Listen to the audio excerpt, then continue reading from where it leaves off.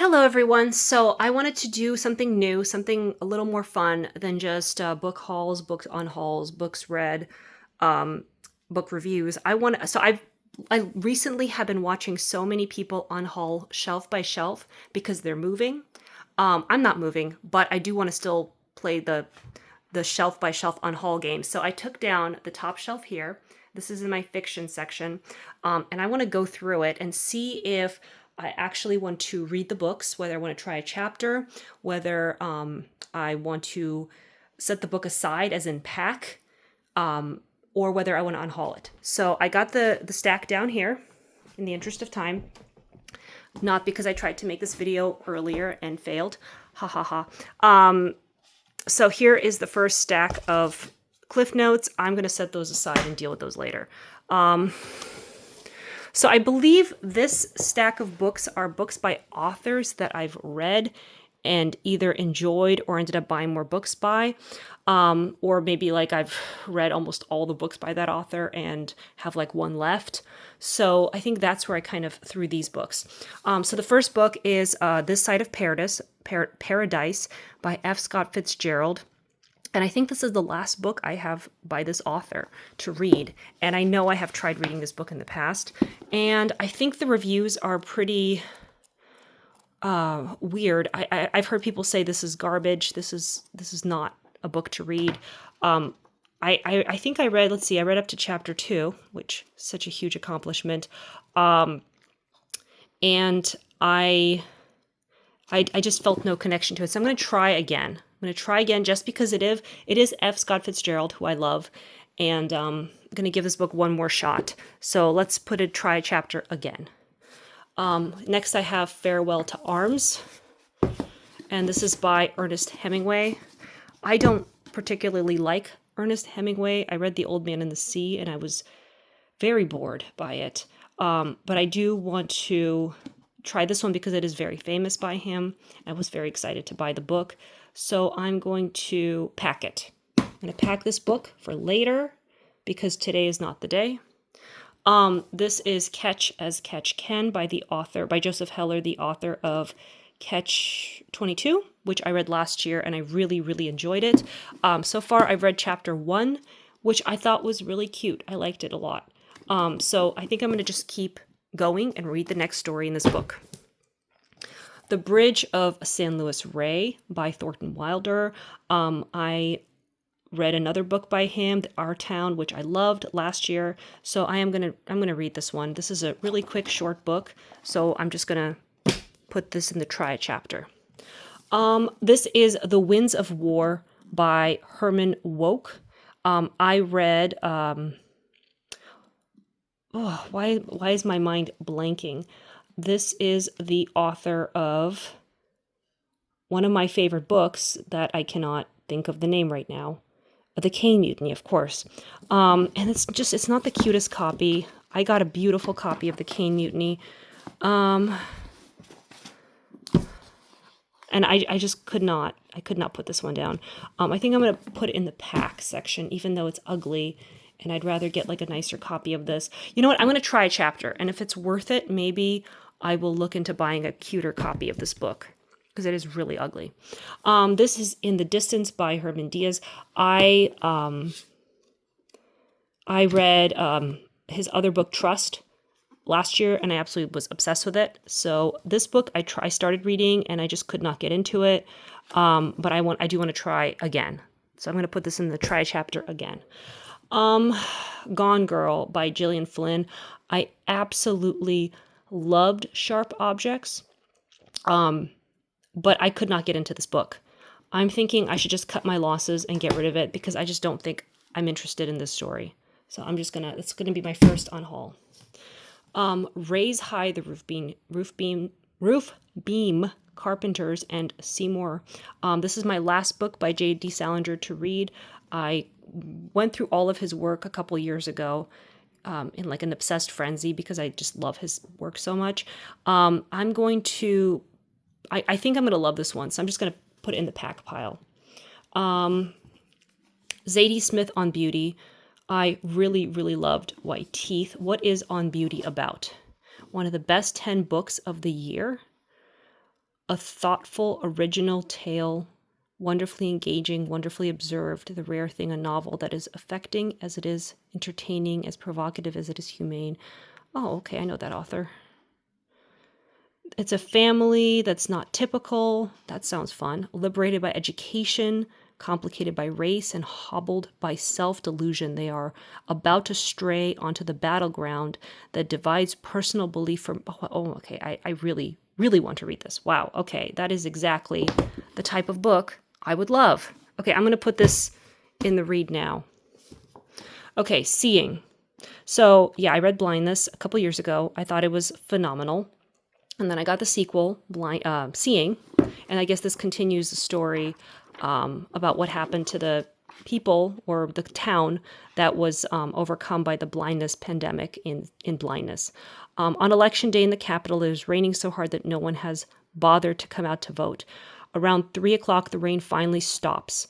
Promptly at 4, voters rush to the polling stations as if they had been ordered to appear, but when the ballots are counted, more than 70% are blank. State of emergency is declared. Okay. Okay, so this is a mystery of blank ballot boxes, blank ballots?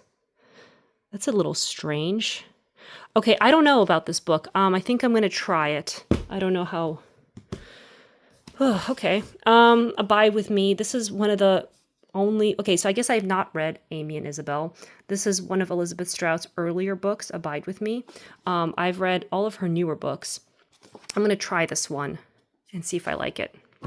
I think I already have the audiobook like downloaded, so maybe I'll just listen to a chapter and see if I'm interested in the story. What is the story? I forgot to ask. Book, what is the story? Reverend Tyler Caskey has suffered a terrible loss and finds it hard to be the person he once was. He struggles to find the right words in his sermons and his convictions with those facing crises of their own.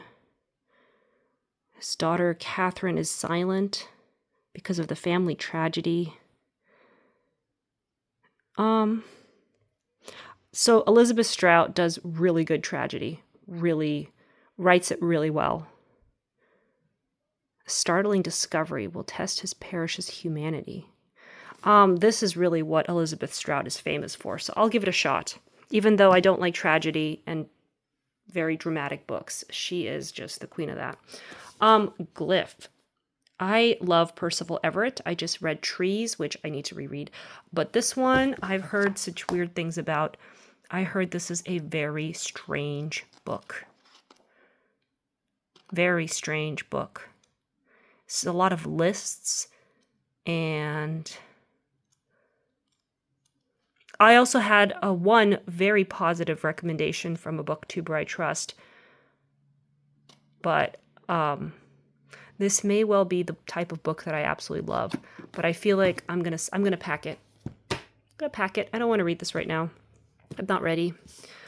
Flying Home. This is by Ralph Ellison, author of Invisible Man, which I really enjoyed. I did love it. I did. I loved it for what it was. It was very passionate and dramatic and violent and exciting and disturbing. And I did like the way he wrote it. There's a lot of underlining in this book with a pen. No, actually not that bad. These are short stories. Flying Home. I think I'll try a story. That's what I'll do.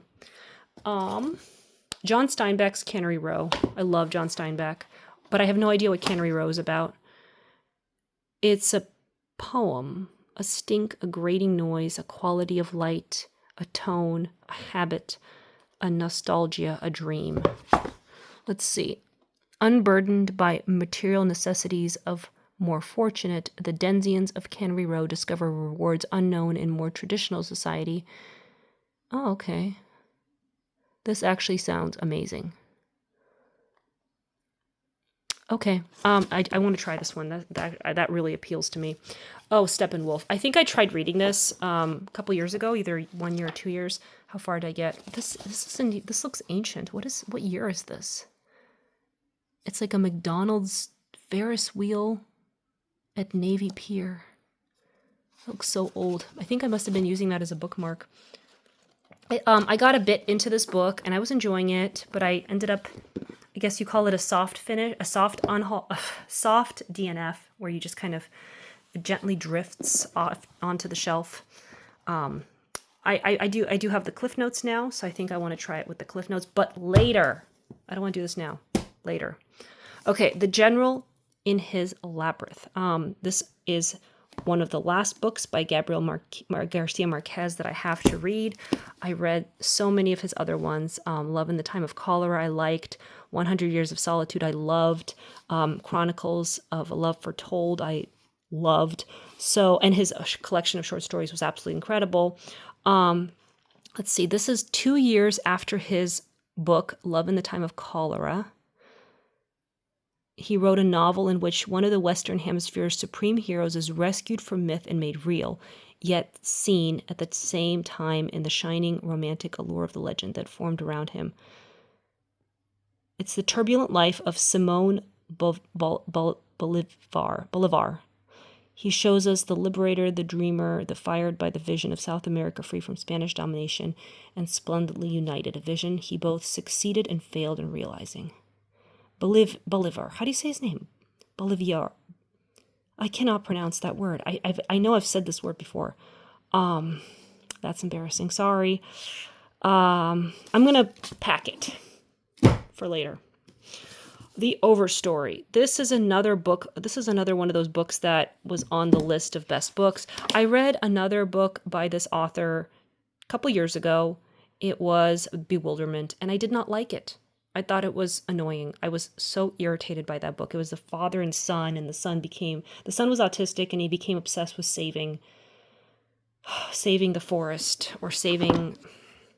Anyway, I was so irritated by that book. This is a sweeping, impassioned work of activism and resistance that is also a stunning evocation of pain into the natural world. I want to try this one to see if I like the writing. I think I did like the writing for Bewilderment. I was just annoyed by the story. So I do want to try that. The Refugees by Viet Thanh Nguyen. The Sympathizer I read by this author, and it was one of those books where I finished it and I said, oh, I don't think I'm going to read this again. But then I couldn't stop thinking about it, about how extremely unique and captivating it is. And then I ended up rebuying the book to reread. So what is this one about, The Refugees? His beautifully and deeply moving new book, The Refugees, is a collection of perfectly formed stories written over a period of 20 years. Okay, I think this is beautiful. I think this is a collection of stories, so not a full novel. I think I'm going to pack this one. Beartown. So the story of this book is I read Anxious People. I did not like it. I'm going to reread it though. Maybe I was just in a moody part of my life. I did like A Man Called Uva. I was irritated by Britt Marie. I felt that she was one of the most irritating people. So all the books with her I read but didn't like. Beartown I started and I got through I think the first chapter and I wasn't interested. But then everyone kept talking about how amazing it was, so I decided to read it again. So it's about time to start it now.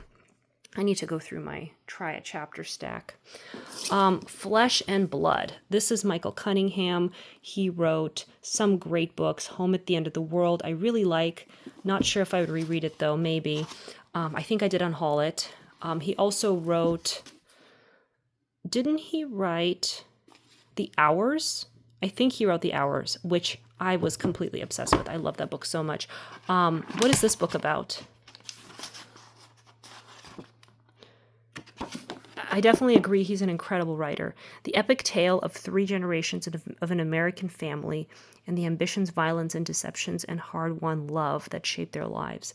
Michael Cunningham explores the American dream in this gritty saga of the family founded by Constantine, a Greek immigrant, and his Italian-American wife.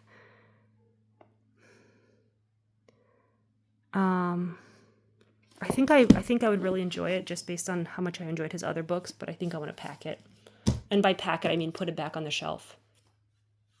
I'm not actually packing. I'm not going anywhere. There, Tommy Orange. I started this book a few years ago, and I enjoyed it, but I I realized that I had no idea what was going on. So I'm going to start it over. It's about time to start it over. So Late in the Day. This is such a teeny little book by Claire Keegan. I did read Antarctica. Was the only book I read by her. I ended up it was hit and miss for me. Some stories were great, other books were boring, and then I ended up unhauling it. And then I have 3 other books by her, which I have not been able to get into. But this is such a short little book. I think I'm just going to go ahead and read it. March. Oh, sorry, Geraldine Brooks. March. This story does not interest me at all. But people have said this book is incredible, and that's the only reason why I still have it. I'm just not into Civil War stories right now. They're just. I read another Civil War story that I got in the mail from the author, and I ended up DNFing it because I just couldn't deal with it. So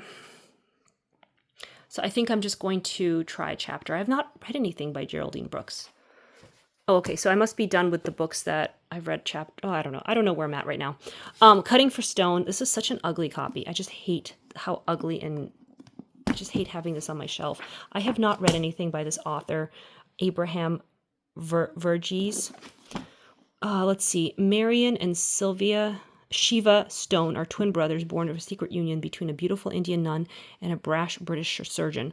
Orphaned by their mother's death and their father's disappearance, bound together by preternatural connection and shared fascination with medicine, the twins come of age as Ethiopia hovers on the brink of revolution. Oh my gosh, I can't get into this right now.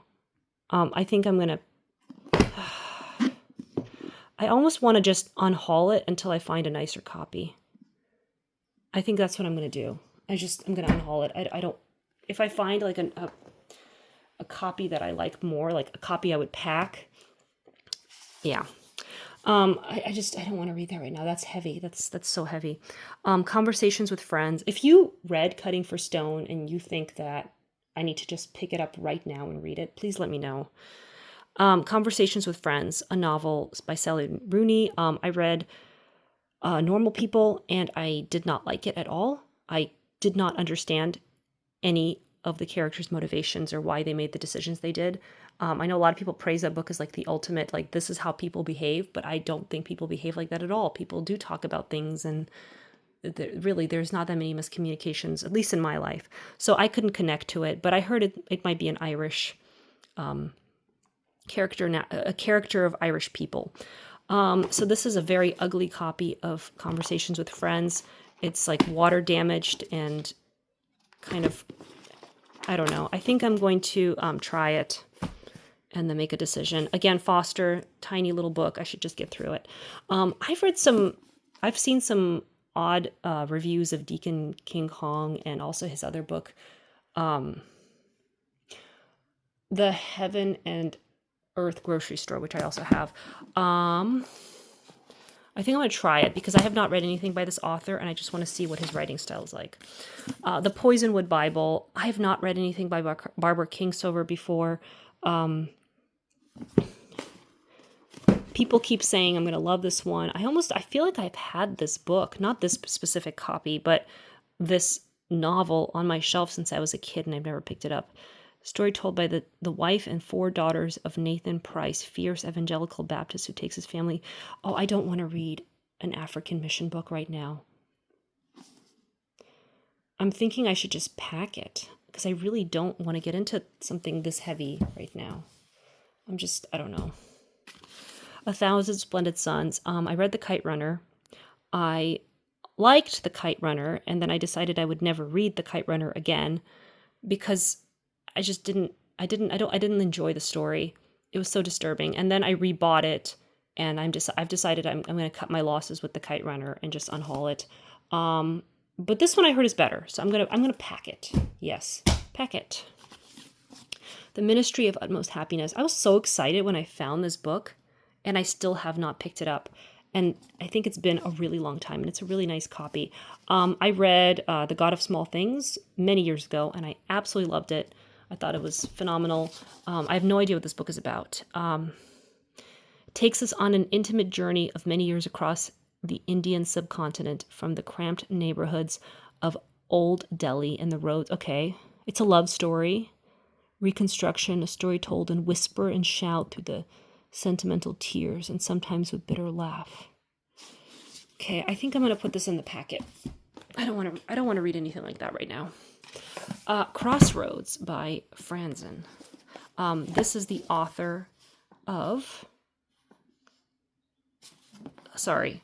What is this the author of? This is... I know he wrote a book I really... The Corrections. Thank you. The Corrections.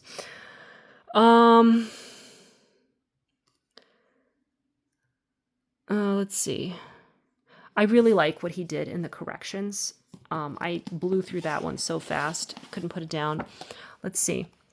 It's 1971. The heavy weather is forecast for Chicago. The associate pastor of a liberal suburban church is on the brink of breaking free of a marriage he finds joyless unless his wife beats him to it. Well, that sounds like many people's life stories. Their eldest child is coming home from college, on fire with moral absolutism.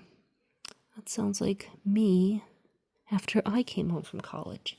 His sister is the social queen of her high school class, veered into counterculture. Okay, this sounds really fun. I think I would really enjoy this. I'm going to just get into that.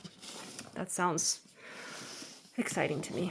Elizabeth Gilbert. This is the author of Eat, Pray, Love, which I did not read. But I did read City of Girls, which I liked a lot as I was reading it. But then I ended up unhauling it because I just didn't... I never wanted to pick it up again and read it. And that was a long time ago.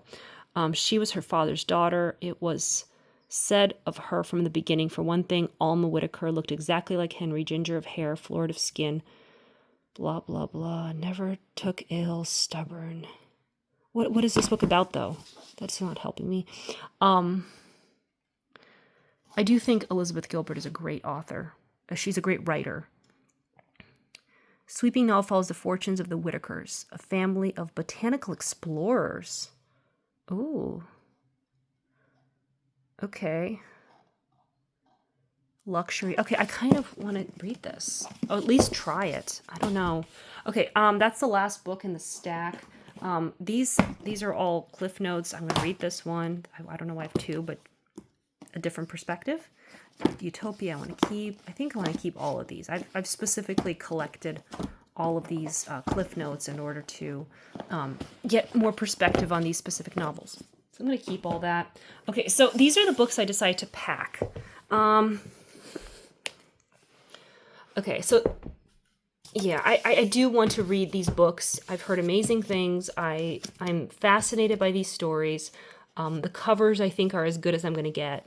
So I'm going to hold on to those and put them back on the shelf. These books, for this one, I do want to read this book, but I just absolutely hate this cover, and I don't want to try a chapter at this time. So I'm just going to be on the lookout for a nicer copy. And I usually get them for like $1 a piece in thrift stores, and I'm sure I'll run into a nicer copy of Cutting for Stone sooner or later.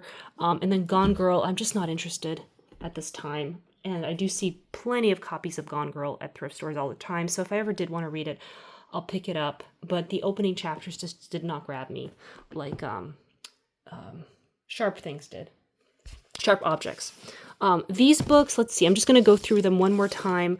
I think the stories are all really interesting based on the synopsis. Or the book is just really ugly and I don't know. I think I should be able to make a decision for most of these just by trying a chapter, maybe listening to a chapter if I can get the audiobook. Some of these are short story collections, but I do want to make a move on these books.